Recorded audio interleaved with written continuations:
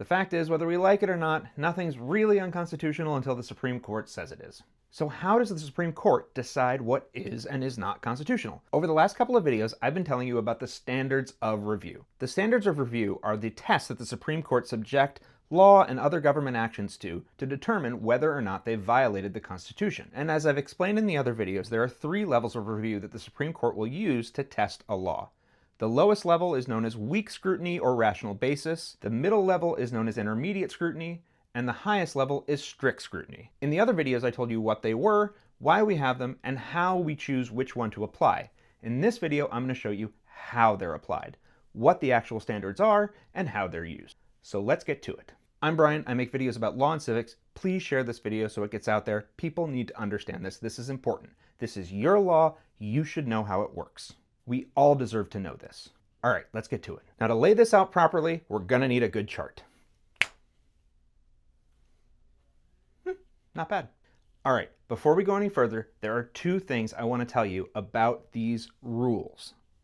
The first is that there aren't just 3 rules, and I mentioned this before. There are really like 150, especially in the intermediate range. The Supreme Court likes to go off script. So whenever you go into a particular area of law, there are going to be special rules that apply to that area of law. But learning the general rules will help you understand where they are in the process. Second, along a similar line, these don't really bind the Supreme Court. Especially the clean way that I'm about to present them to you, they are very rarely going to follow them in exactly this neat format. So why bother learning them? The thing is, they're going to still follow kind of the general guidelines. They learned these in law school too. And they're going to be sitting there chatting away, and you're listening to them thinking, where are you?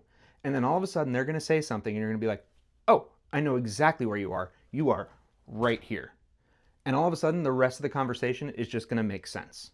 The rest of the map's just going to light up. So it's worth learning these words because when they do use them, all of a sudden you're going to realize where they are. But you can't expect them to follow these word for word every time because they're just not going to do it. They're the Supreme Court. They do what they want. Okay, you ready? Let's start with rational basis. Now, why is rational basis the only one with 2 names? Because it was the first one. And so they only came up with one rule. It became the rational basis rule that was applied sometime. It wasn't until they started coming up with sort of a spectrum that we kind of divided them 3 ways into sort of weak, intermediate, and strong. But we still call the weak one rational basis most of the time. You'll see why momentarily. All right, I'm going to write out rational basis. A law passes the rational basis test if it is rationally related to a legitimate government objective. Let's say Congress writes a law that requires every car manufactured in the United States to install seatbelts in the car. And in the law, they say that they're doing it because so many people are getting in car wrecks and dying after being shot through the windshield.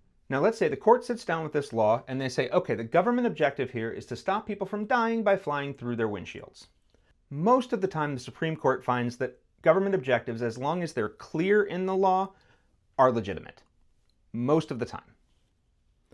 So, is requiring seatbelts rationally related to a legitimate government objective? And the answer is probably yes. In fact, if the government objective is pretty clearly stated, and if it's not something really ridiculous, most of the time a law is going to pass this level of review. Because being rationally related to the objective is just not that high of a hurdle to get over. But as you can probably imagine, as we go into these higher levels, the hurdle that you have to get over to connect the law with the objective is going to get higher and higher. So let's take a look at what those requirements are. Let's start with this alone. If this were the only change, it would still be a much higher hurdle to get over. If the law had to be substantially related to or necessary for a legitimate government purpose, it would still be a much higher hurdle to get over. But there's more. The verbs for the 2 higher levels of review are also tougher to reach.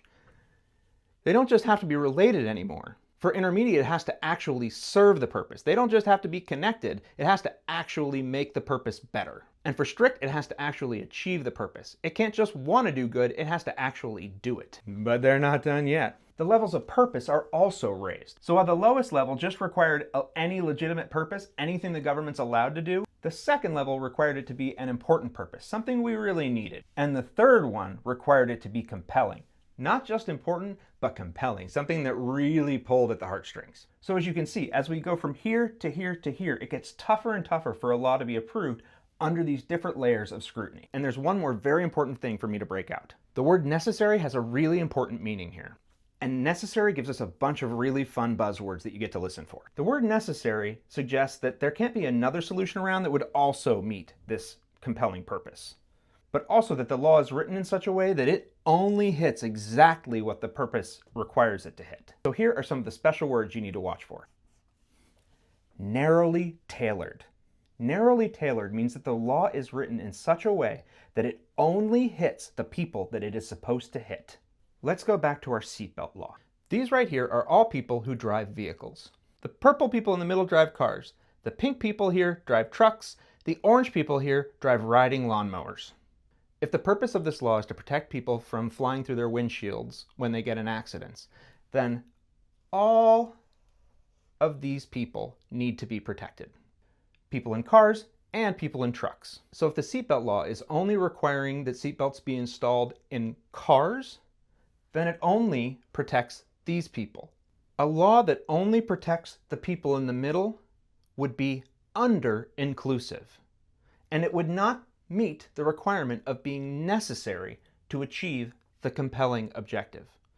On the other side, if the law is written to require seatbelts in cars, trucks, and riding lawnmowers, then it protects everybody here. But these guys don't need to be protected. That law would be over-inclusive or over-broad. That law would also not be narrowly tailored or necessary to achieve the compelling purpose. It would fail strict scrutiny. So listen for words like under-inclusive, over-inclusive, over-broad. That will let you know we're talking about strict scrutiny. Narrowly tailored, also strict scrutiny. Okay, so that's about it. That's how you apply these laws in practice. Now here's my recommendation. Make yourself a bingo card. Put all of these words on it, including these guys down here, and listen to a Supreme Court argument or read a case. And sit there and watch for one of these words to come up. And when you see it come up, you'll know which thing they're talking about. All right, please let me know if this cleared anything up, if this helped, if you have any other questions. I'm here to answer questions, so let me know how this worked. Thank you guys again for your support. Check my Amazon wish list. I'm out of toner. And hopefully we get a good answer tomorrow. Thanks a lot, guys.